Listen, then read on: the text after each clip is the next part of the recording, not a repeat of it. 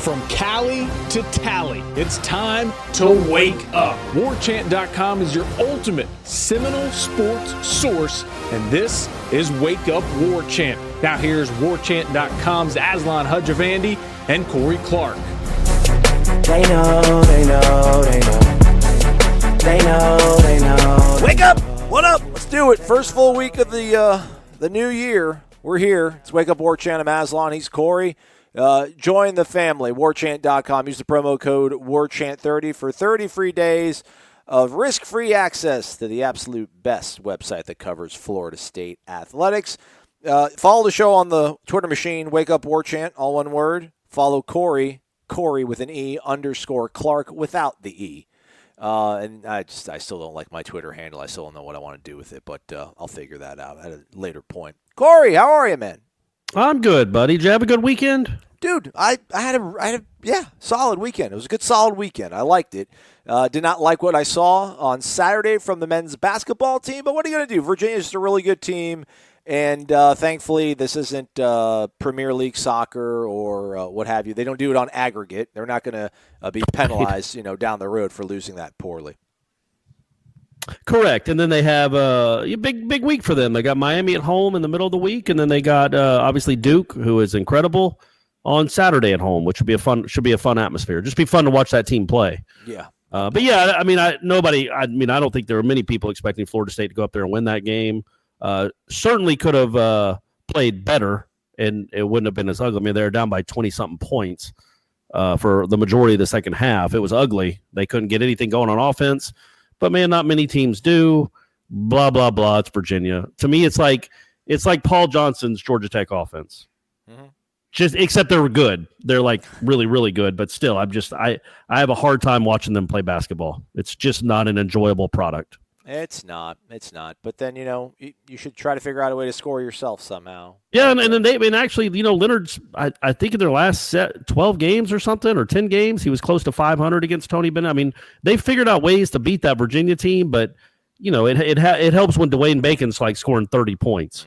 Mm-hmm. They don't really have anybody on the roster, obviously, that can just take over a game against a team like Virginia, and it cost them, but luckily they don't have to play him again. Indeed. But yeah, that's a kind of a little brutal stretch I got here. Again, like you said, Miami 9:00 Wednesday at home, and then Duke comes in on Saturday, and then they'll get on a jet plane right after that. And they got a game, I think, on Monday against Pittsburgh. So, yeah, it's a weird stretch, and you're playing two of the 3 or 4 best teams in the country in the first week of ACC play. But after that, it really does kind of loosen up. Hey man, I guess there's a thought to get the tough ones out of the way early, and then get rolling. Yeah, no. But yeah, that was ugly. But they will probably not score that. They will not score 50 points again for the rest of the season, I wouldn't imagine. Yeah, indeed. And again, when they're looking at all these resume things, they usually don't. January's so far in the back of people's minds when it comes to March that this will just be a distant memory by the time that all rolls around.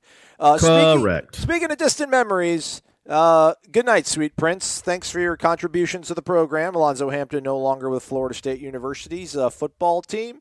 Relieved of duties, whatever that means. I don't know if he resigned or if he quit or what happened. But he'll get something like 85% of that $275,000 that was on his contract due to him. So thanks for coming out here, giving us your best. Wasn't good enough, clearly, but we all learn. We'll be better off for it. Hopefully he's better off for it as well. And then in the meantime, it looks like that position is going to potentially be filled by a dedicated defensive backs coach. And you mentioned this the other day, Corey, when you didn't want to apologize for the substance of your column when Kendall Browse got hired. Like, listen, I got to kind of know my audience a little bit, timing, things like that. So, I don't want to sit here and just come right out smoking hot with my takes on the potential hire of Wesley McGriff. I guess just first off, what are your thoughts about using the special teams coordinator position for what it appears to be perhaps helping out the defense with a dedicated defensive backs coach? I like that part of it. Yeah, I'm kind of all for that. I just don't know the way college practices are structured. And the fact that most of the people that play special teams are doing everything else during the course of a 2.5-hour practice. how much time does a special teams coach really get dedicated to working solely on, hey, all right, guys, give me my guys for kick return, give me my guys for punt return, punt block, field goal save, whatever. How much are they utilizing their time for doing that? Because all the guys on those teams, it's not like the NFL where you just have special teams guys, guys that are strictly special teams and they only play defense in a pinch. I mean, you do have guys that are backups, but they're still getting reps all the time. And it's just, I don't know that the way the college game is structured, the way practices are structured, that you need a full-time special teams coach. I mean, we've had this sport now for 100 years. And a lot of schools have never had a full-time special teams coach. Frank Beamer was the special teams coach at Virginia Tech forever. I don't think it's I mean, I like it. I think it's something that can be another part of a job, like a recruiting coordinator / tight ends coach. Well, you can be a DBs coach / special teams coach. It's 25 minutes per practice probably that you spend on special teams, really. And then you just tell the kickers and punters, hey, man, go kick and don't hurt yourself. You know what I mean? We've watched enough practice to know they're not spending an hour and a half on kick return. And certainly Florida State wasn't spending an hour and a half, maybe all week on special teams, the way they played. So in this instance, I like the fact that you get another coach that's an on-the-field coach, and then I think you can split up special teams a little bit if you have to. But again, I always go back to 2013. That was one of the best special teams units in the country. And that was a linebackers coach that was doing that. And he had to coach linebackers, too, during the week. He also made time to coach special teams and did a really good job. Charles Kelly's, I mean, I don't know if he's a great special teams coach or not, but his 2013 unit was a great special teams. So I think you can use that money, that position better elsewhere. I think it can be, kind of like being a capologist. You can figure out a better way to get more bang for your buck when you have 10 assistant coaching spots. And so I like that. I think when you look at this season and going into 2019, as bad as special teams were, man, it'd be nice to get a DBs coach so Harlan Barnett can concentrate on just doing what Harlan Barnett needs to concentrate on. So I liked it. I think if that's what's going to happen, if that's the case, I think that's smart to not have a full-time special teams coach. Yeah, I mean, because if you're going to be a full-time special teams coach, I need 2 or 3 fake punt, fake field goals that are going to directly lead to touchdowns or first downs that win a game. If you're going to be solely dedicated to being a special teams coach, which also rhetorically here, why is it that way, though? Again, this is a rhetorical question. Why does the NFL have guys whose primary job is to be special teams when their roster is limited to, 53, 48 on the actual game day, and then, college, they got 85 scholarships and then all these walk-ons, but they still – like you said, these guys are their attention is elsewhere. It's like, all right, period five, let's go special teams. It's just crazy how that thing kind of works out. Well, I think each team, maybe I'm wrong, but I think like each NFL team has like 2 or 3 guys that only do special team stuff. Yeah. 2 or 3 or 4. Now, I'm sure each college team has more than that, but again, the NFL, I mean, you can practice 6 hours a day if you want. True. And so you could say, you know what, Tuesday is all special teams. Whatever we're going to do, if we're going to have an hour and a half practice, it's all going to be special teams. Phillip Rivers, you don't need to come today. Or you can just go warm up. Whatever you have to do. Or after practice, guys, after the regular practice, we're going to work on kick return for 40 minutes. Whatever. There's no time limits. Those players don't have to go to class and study. So I think that has a lot to do with it, too. And it makes sense the NFL to have a dedicated special teams coach. I don't think it makes a ton of sense. It certainly didn't. Whatever the case may be, what happened in 2018 at Florida State was something that should never happen again when it comes to special teams. I don't know that Alonzo Hampton, I don't know how you even prepare to be a special teams coach, but he obviously didn't prepare well. He did not get his message across well. Those players certainly didn't receive coaching well, and it was a catastrophe from day one. For the first snap of the season, their special teams were just pathetic. And so, and I was thinking about that when you started the show about, all these people that want us to ask in press conferences, are you going to fire your special teams coach? Number one, what coach is going to, what coach would answer that? We can ask about how upset he is with the special teams, and we did, and he was, but it always ends up shaking out. You know what I mean? Like, we knew, you and I didn't have any inside knowledge at all, really, from week 5. But we all had a pretty good hunch that Alonzo Hampton wasn't going to be back. Yeah. Because Willie Taggart wasn't going to accept that. So, I think that we all saw the writing on the wall for the last 3 months. It was just a matter of when it was going to happen. He let him have Christmas, I guess, and part of the first recruiting haul. But yeah, I mean, it makes perfect sense now to let him go. Maybe he can go be a linebackers coach. Maybe he can go back to high school coaching. I certainly don't wish any ill will towards the man. And he also got a nice big fat paycheck from Florida State for the year that he was here. So I really don't feel sorry for him either. But at the end of the day, you got to produce.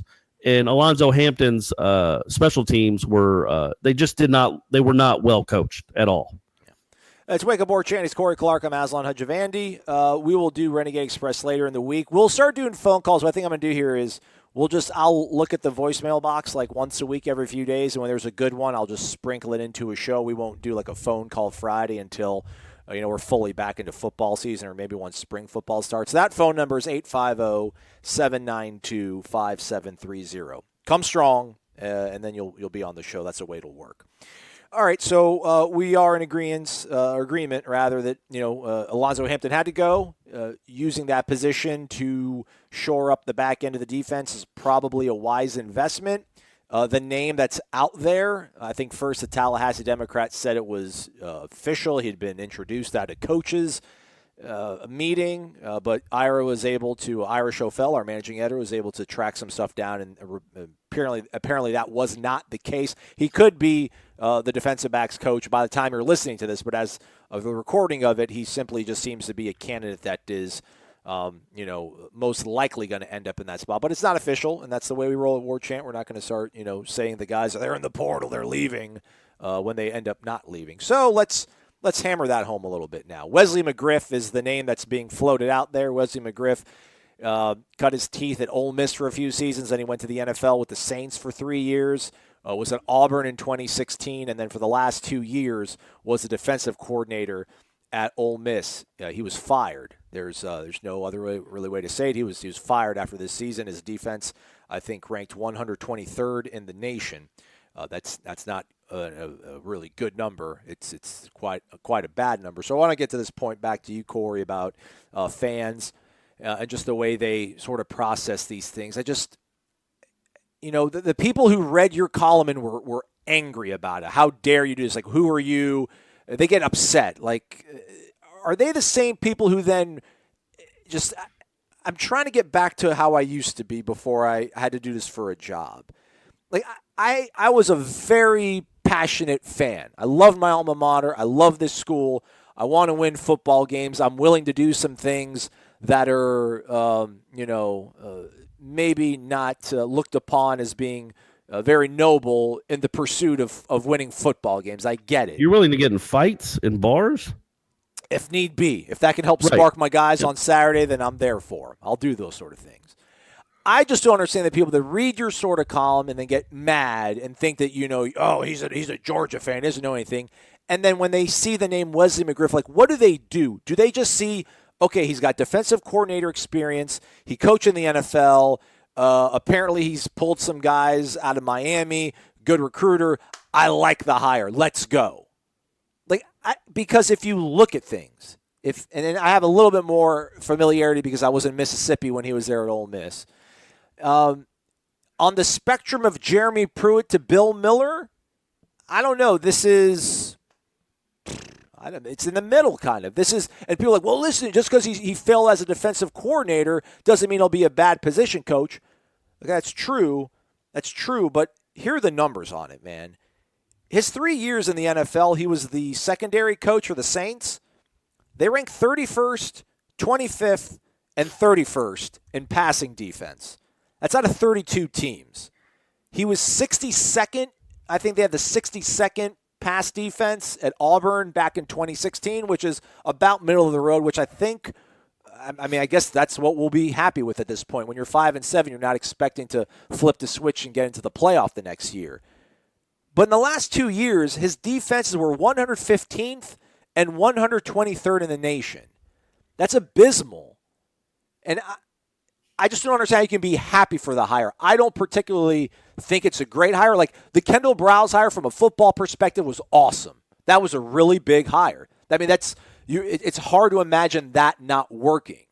This is not the complete polar opposite, but this is a lot less of an encouraging hire to me. And I understand, listen, failed coordinator doesn't mean bad position coach. I don't think Odell Higgins could go coach defense at Ole Miss and be 115th and 123rd in the nation as a defensive coordinator. I just don't see that happening.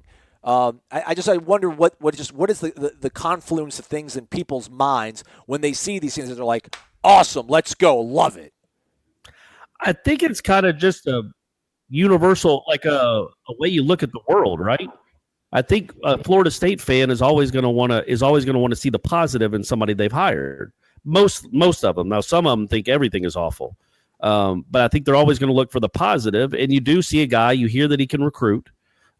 He does have DC experience in the SEC, so you're getting a voice in a room. Now, while it wasn't a great success by any stretch, you're getting a voice in a room that's been there and done that, and might have some I don't know, some ideas, some tips. And I just think more than anything, man, it really is hard to figure out. Okay, if you weren't a good DC, then what does that mean for your as a DB's coach?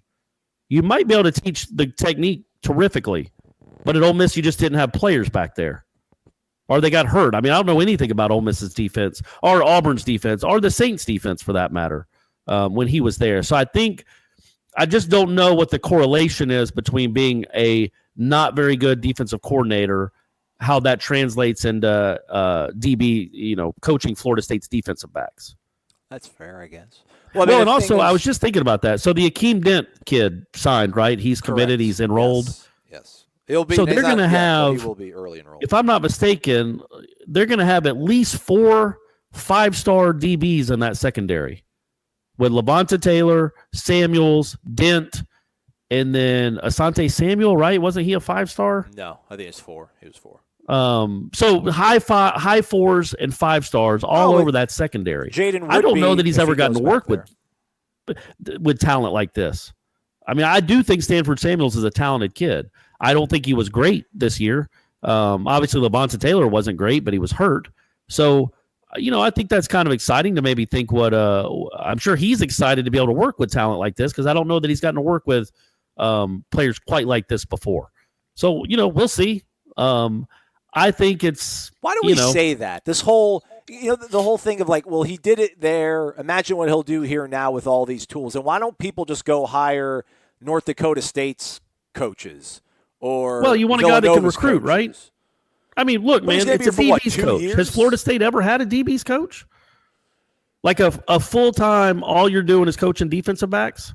Well, no, I mean, they had Mickey, and then wasn't that Stoops' sort of? But they were the DCs. They weren't just dedicated defensive backs coach. So what I'm saying is, to me, it's almost like belly aching over a wide receivers coach. He is being brought in to recruit. Now, you want him to be able to teach technique, but it's Harlan Barnett's defense, and Harlan Barnett has the way he wants his defensive backs to play, and this guy has to be able to coach them to do that.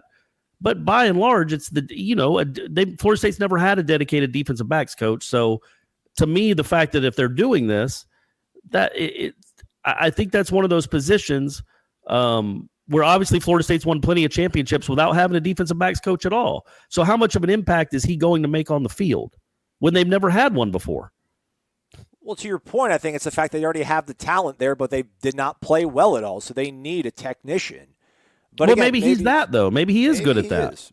Well, listen, these are the two things I saw. First off, somebody was saying that Sean Payton called him the best defensive backs coach that he's ever been around, which is I could not find that. I Googled it. I spent an hour and a half of my day looking that up. You were looking for anything. I could not. I mean, I went on Twitter. The only thing I found was there's literally a photographer who works for Vanderbilt's official website that said sources around Sean Payton say that he thinks Wesley McGriff is the best defensive backs coach in the nation.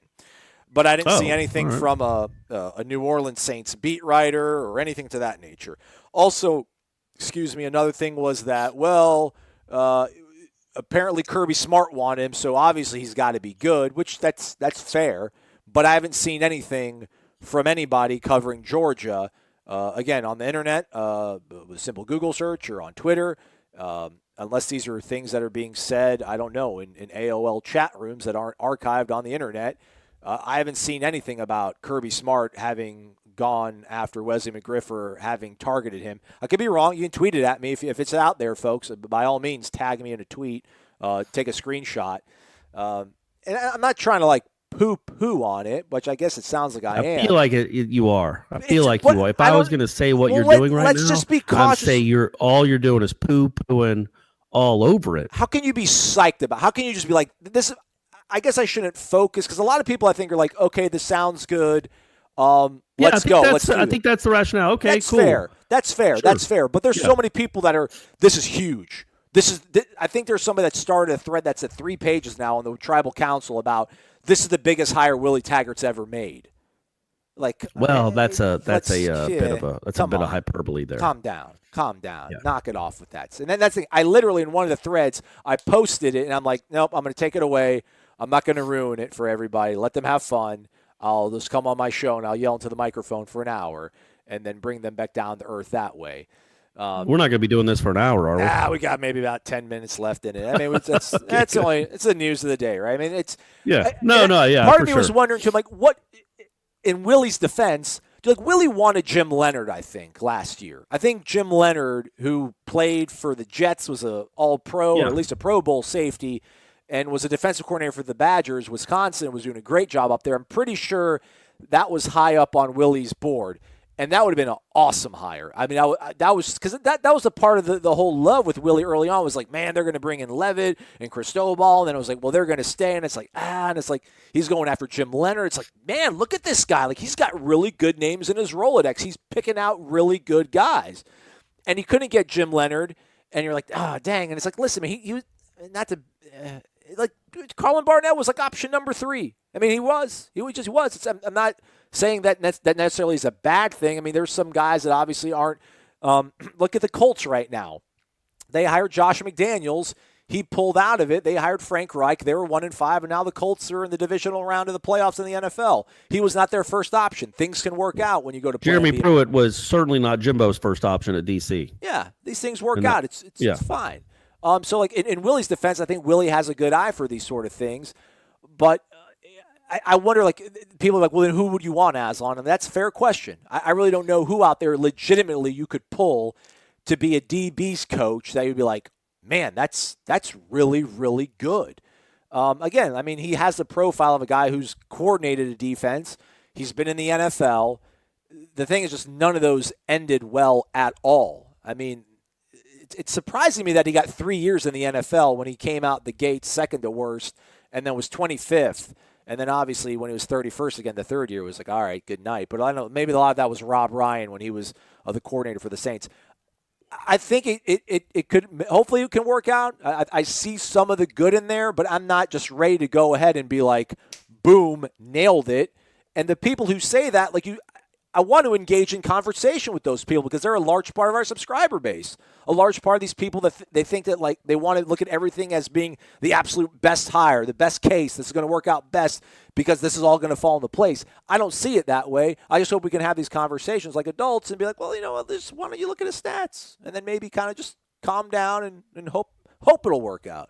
Because I think that's where you're at right now. You have to hope it's going to work out. It's not. Well, yeah, and again, it's not. You didn't hire him as a DC, so there's not really a whole lot you can base any opinion on, positive or negative. He's not in the role that he was just in. It's like I don't know, man. Like, were Alabama fans upset when Lane Kiffin became their OC? Lane Kiffin was a good OC at Alabama. Yeah. But he was a terrible head coach. But that didn't really translate to whether he was going to go do a good job at Alabama or not.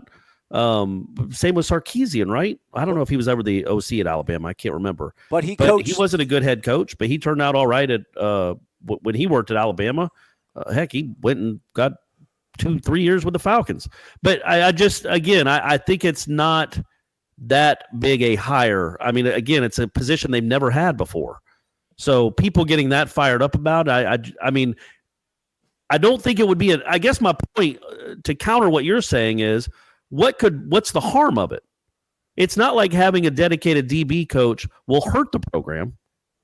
Oh no, I like the fact you think he's going to actively teach poor technique. No, I like the fact that they went after DB's coach. I thought that's what I tried to start off with, so I came out the gates being somewhat positive. My problem is he hired Harlan Barnett to be the defensive coordinator, gave him the option of doing this last year, and he didn't. And they passed on Terrell Buckley. And Terrell Buckley, go look up and see what Mississippi State's passing defense did this year. Yeah, what's That's my his man guys. T-Buck got to do? You went to the Magnolia State and you didn't go get T-Buck?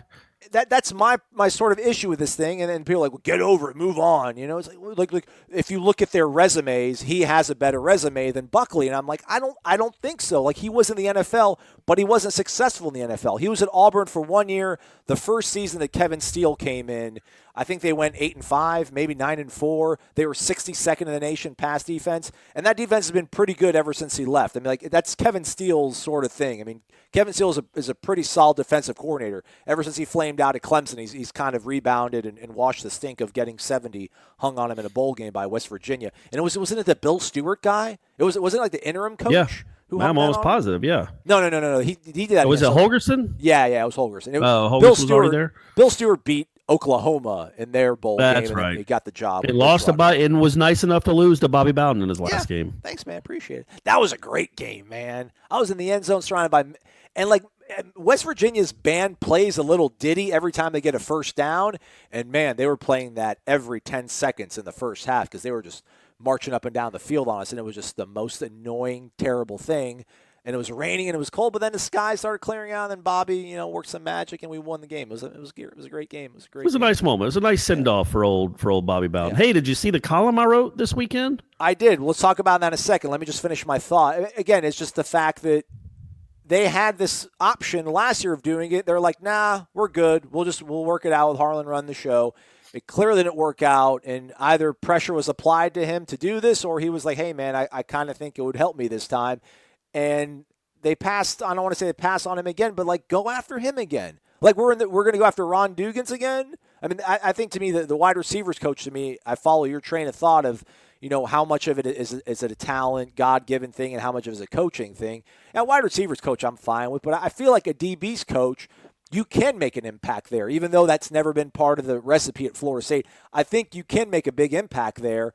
I just don't know if. Again, I don't know how many guys are out there that could make that sort of impact. I would have liked to see Terrell Buckley kind of get a shot at it. Maybe he did. Maybe he turned it down. Maybe I was going to say, we don't know, right? We don't know that they might have reached out to T-Buck 2 months ago. We just don't know the inner workings of how that happened. So, and again, you're adding a guy, no matter what, you're adding a guy with NFL experience, with SEC defensive coordinator experience to your coaching staff, to your coaching room. I just think somebody like that, I don't see what the negative is. It's maybe not a huge positive. It's not a program changer necessarily. It's not the biggest hire of Willie Taggart's tenure necessarily, which I think is the problem you had with the talk of after the hire or during the hire or wherever we stand with the hire. I get that it wasn't. It didn't need to be overblown as the biggest hire in Florida State history. But again, I don't know that it's, it is what it is. It's a DB's coach. Yeah. In conclusion, it's like one person on the board said move on from Buckley. So it's not like a whole bunch of people said that, but that perturbed me. Like the one person be like, move on from Buckley. It's over. Like, get over it. And it's like, why? There's so many people that they don't care about stars next to recruit stands. Like, I just want guys that want to be at Florida State. Well, hey man, the guy went here. I mean, I think that's a value too when you're bringing in mercenary guys to come in and try to fix things. I think there's a little bit of value to it. And then also, last, I mean, just that Ole Miss's defense was horrible. And again, I don't know how much of it was him. I think Matt Luke got the job when Hugh Freeze got, unceremoniously dumped at Ole Miss. He was kind of in a tight spot to get somebody.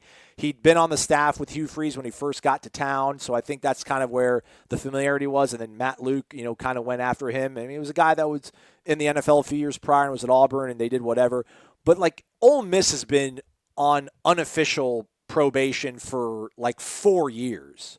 Like it's been hanging over their head forever. Yeah, they haven't been able to recruit well at all in the secondary. So to Corey's point about the kind of talent that's in Tallahassee, yeah, he hasn't seen anything even remotely close to that. I mean, they had a couple guys that were good, Cody Pruitt and Mike Hilton, Senquez Golson, that were there in 2012. The last year was at Ole Miss, and they had a pretty good defense then. So, yeah, I mean, again, it can work. I'm not saying by any means it's not going to work.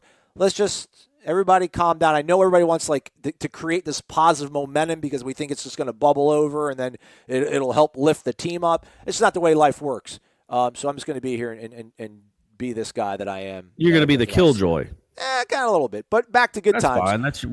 We play our roles. What was the conclusion of your column about if the playoffs had been around since whatever, when Bobby Bowden was coaching? If the playoffs have been around for all time, like they are in this era, this iteration of college football, my conclusion from the column I wrote, which was obviously very well done. It was. Very well written, very timely. You know what I mean? Very timely coming up on the championship game later tonight. Yes. Between Clemson and Alabama. I think conservatively, I would have given Bowden a total of 5 championships. Ooh. I think he wins 93 and 90, and I lay it all out with the rankings that I do like the top 4 at the end of, after Thanksgiving. So who they would have been playing in the first round. And, so 93, they would have had a rematch with Notre Dame, which would have been awesome. But I can't envision a scenario where Florida State loses to that team again, especially on a neutral field. And, bloodthirsty after losing that game and thinking they're the best team of all time. So I can't imagine they lose to Notre Dame again. And then they would have played Nebraska. We know how that game turned out. And then 99, their first round game would have been against Wisconsin. So come on, man. Yeah. I mean, give me a break. Sorry. So they probably would have played Virginia Tech in the championship game that year too and won it. I think the interesting ones are like 87, 88, 92, those types of years. Maybe even 98 where you don't have to play Tennessee. Maybe somebody knocks off Tennessee, so you don't have to play them. You still would have had Outson as your quarterback. That would have been difficult. 97 was a really good team. Even losing to Florida, they still would have been in the playoffs, and they would have had to play Michigan in the first round with Brian Greasy. Anyway. So I just think that, Nick Saban gets all this credit, and deservedly so. I'm not taking anything away from him. He's the best to ever do it, in my opinion. But he gets to coach in a different era. There were 5 or 6 times where Bowden's teams lost one game. They didn't get to sniff a playoff. Didn't get to sniff it. Saban, that happened, I think, once. In the Auburn, the kick 6 game. Yeah. Maybe the 08 Florida game. They might have been in the playoff after that game too, where they lost in the SEC championship game.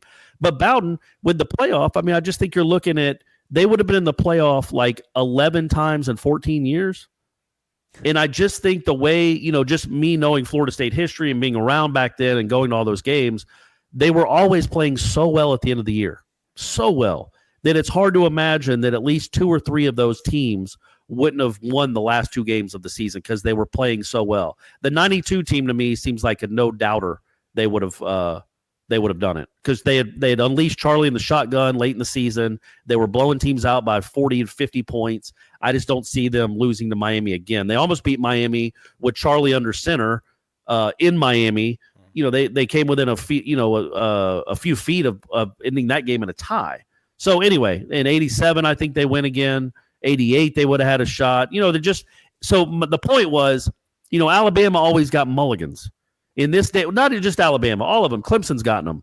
I think, didn't Clemson lose the year they won the national title? Was that the year they lost to Pitt at home? Yeah. Yep. Yeah. So they get mulligans in this day and age, and it's better. I like it better this way than, you lost by a field goal in October. Sorry, your season's over. I like it better this way, but these coaches and these players don't play under quite the same pressure that those teams in the 80s and 90s did because they knew, okay, if we miss this kick, we're not winning a national championship. Alabama never plays a game like that. Maybe if they've lost a game, they know they can't lose again, but they always all these teams get mulligans now, and back then they didn't. And I just think every year you would have had Florida State with 1 loss in the Final Four, and odds are those dudes would have won 4 or 5, 2 or 3 more championships and finished with 5. And then as great as the dynasty is, you look at it almost on par at what Saban's doing now. I just think Bowden back in the 80s and 90s, that's what Saban's doing now. Saban, just the last half decade, has had the benefit of a playoff where Bowden did not. What do you think about 89? I mean, I know there hasn't been a 2-loss team make the playoff. I don't think they would have gotten in. And also that Miami team was a beast. They did beat Miami, and Miami ended up winning the national championship.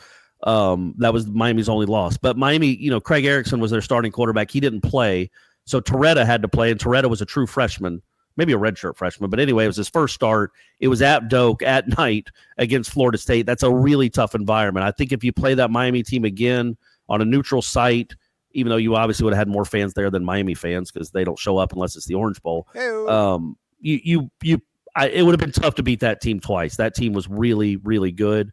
But I'm not sure if they'd even gotten in because of the 2 losses. One thing I didn't want to add on that, I did see Saban, I think it was last week during the semifinal, and props to him because he's profited off of this. He says he doesn't want to see it expand.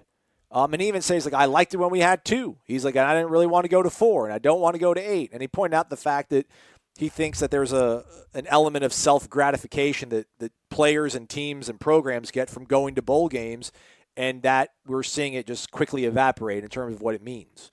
So I think it's kind of cool. A guy who's profited off of this system kind of saying, I really don't like it, but I mean, hey, I ain't going to complain all that much because I'm the GOAT now because of it. But yeah, and I don't want to take it. I certainly don't want to take anything away from that dude because, again, like I said, 2008, I don't think they would have won the title. I think that Florida team was going to win it, or that Oklahoma team.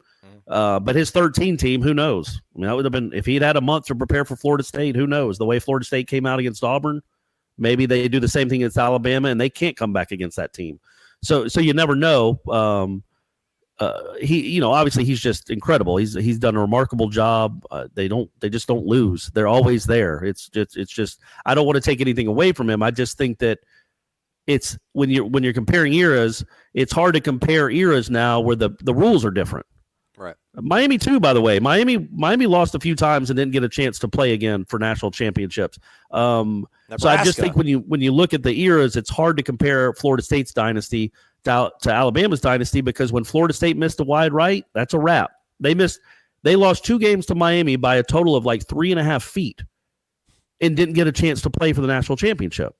That would not happen in this day and age. So it's just different rules. And I think both those teams, 91 and 92, would have had a real shot of winning the thing. And maybe the kid makes it because he knows, if I miss this, we're still good. You know what I mean? I think right. I think the fact that there's a playoff and all these Alabama guys know that, Alabama in that SEC championship game against Georgia, there was no pressure on them at all. I mean, I know they play to their own pressure and they play to their own standard, but there's no real game pressure when the season isn't over if you lose.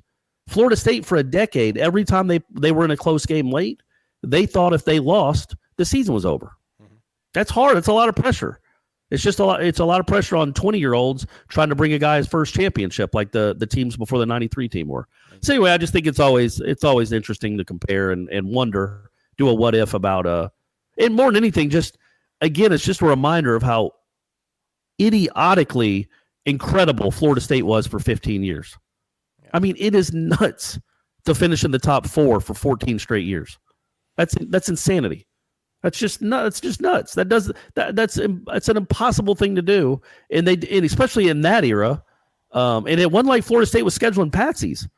And for them to do that for 14 years in a row, it was just a remarkable run. And when you look back at it, you kind of, 2 national championships is nothing to shrug about. That's 2 more than most every other program had during that stretch. But you wonder, man, it could have even been 5 or 6 if they were playing in this era.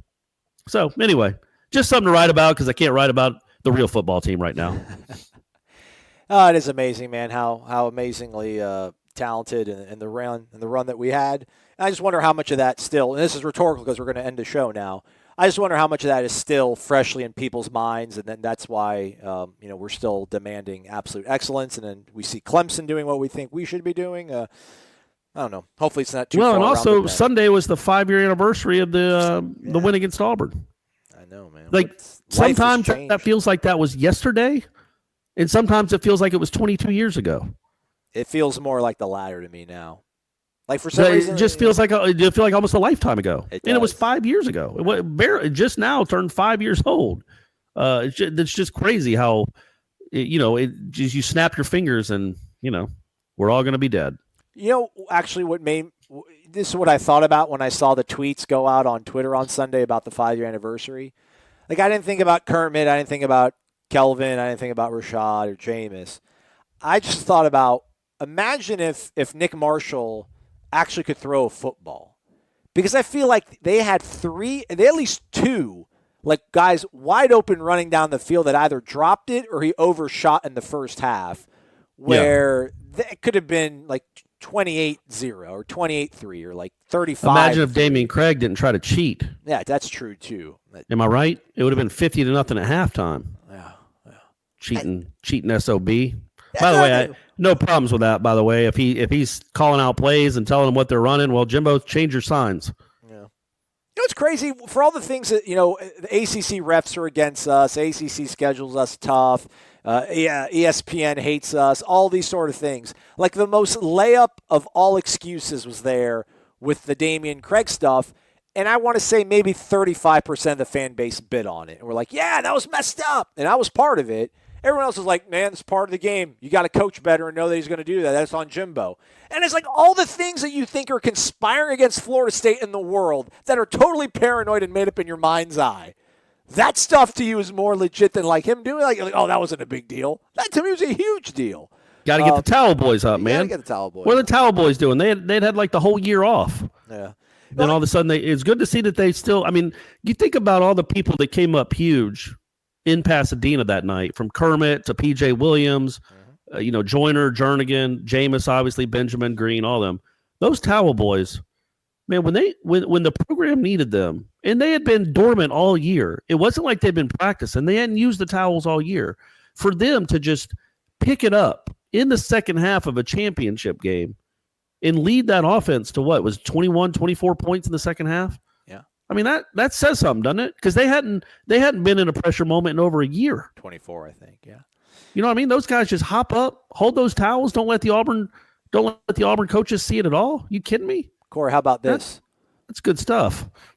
What if I told you that cloth led to a crystal ball? An ESPN 30 for 30 original, The Towel Boys of Pasadena. Monday. Yeah, I'm sure that's what ESPN would concentrate on with that Florida State team. Maybe 30 for 30 short. On the Towel Boys. Yeah, maybe. I don't think people will be – the rest of the nation will be like, what is this? Oh, yeah. All right, man. We're done here. We'll be back tomorrow, most likely, to give another podcast, keep you updated on things. He's Corey Maslin. Yeah, what are we going to do tomorrow, by the way? I was going to say, because there's the championship game. On Monday night. So we wouldn't record before the championship game. So maybe we take tomorrow off and then record on Wednesday. I'm out here trying to work for you guys. You guys know where Corey's heart is. You know where mine is. Well, I'm just saying we wouldn't want to record a show before Alabama and Clemson play, but then they're going to be done at midnight. We'll just get really drunk and then record one. Why don't we record ourselves just watching the game together? Okay.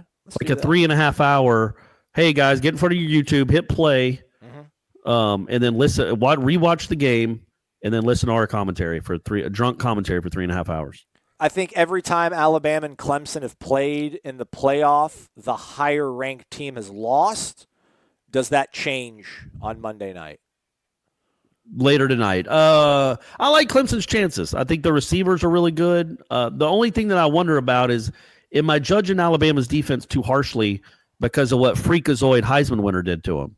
Because that guy's nuts. And I think Trevor Lawrence is a really good quarterback. But he's not going to be running up the field and then throwing off 1 foot 50 yards, a perfect strike into the end zone. And he's not going to run for 100 yards on him. No, he's not. So I don't know if I'm judging the Alabama, like thinking, oh, man, they're vulnerable. Only because I saw what Kyler Murray did to him. But then again, Georgia scored on him too. I don't think Alabama's DBs are great. And I think Clemson's got guys that really go and make plays. They got a bunch of, Kelvin Benjamin 2013 types. So I like Clemson's chances, man. I think they can hang in there as long as Tua doesn't go crazy. I think it'd be better if they had their best defensive player, obviously. But sure, I'll say Clemson's going to win. I'm sure I'll be wrong, but I like Clemson's chances. And I'll be rooting for him because I got that ACC love. ACC. Yeah. I care about is ACC winning championships. I'll take the team with the better quarterback. And I thought about this, too. I know we got to go. Like, poor Kirby Smart. Like, Kirby finally gets a good head coaching job at Georgia, and then, he has Alabama on the ropes.